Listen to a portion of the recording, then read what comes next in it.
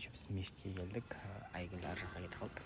Но пока что мен мешітті бір жеткіп тұрмын. Әдемі екен, дәу екен енді.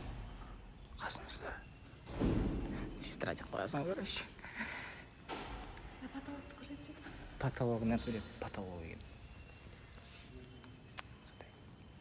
Кайфпен жеткіп тұрмын просто. Первая реакция осындай болып тұр.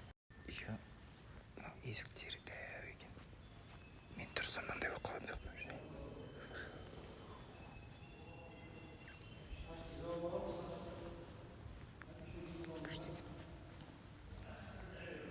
Короче, нашым мешітінде мынандай аппарат бар екен.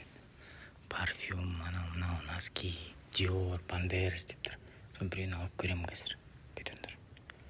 Қызық болатын сияқты мына қалай өзі. Мешітте прям. Қазір төленді. Уже ма не?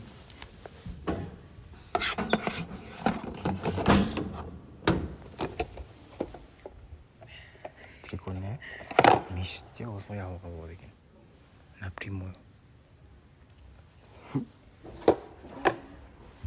Бала айтты, кішкентай бала. Ана қана, мен қызыңыз ғашық қалдым деген бала бар, сол айтты, күліп өлгенсің ғой. Не деп айтты? Айтпайды. Мойында тұрып көрейін сен. Мойында тағы бар еді.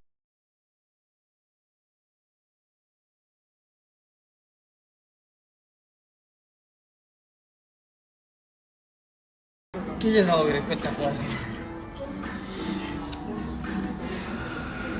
Құмала қашым, құмала. Маған ашпа шоқ. Мынау бұлай. Үйтіп бөлінбейді ол. Осылай бір бәлеп бөлетін ғой.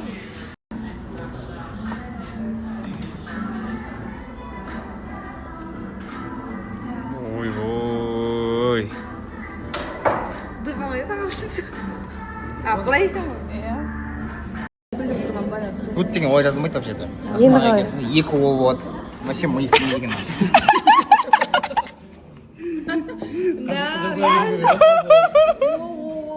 Сен неге айтпақсың?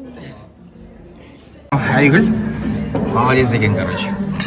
Бір попыткадан түсіретін видео болды деді өзі. Бақыттырын жастар. Енді біраз біріміз сынадық. Айгүл жалпы бір әйел болатындай қыз екен енді. Бір бәле демейсіз ба жалпы? Жоқ, мен де былай сынап байқадық қой.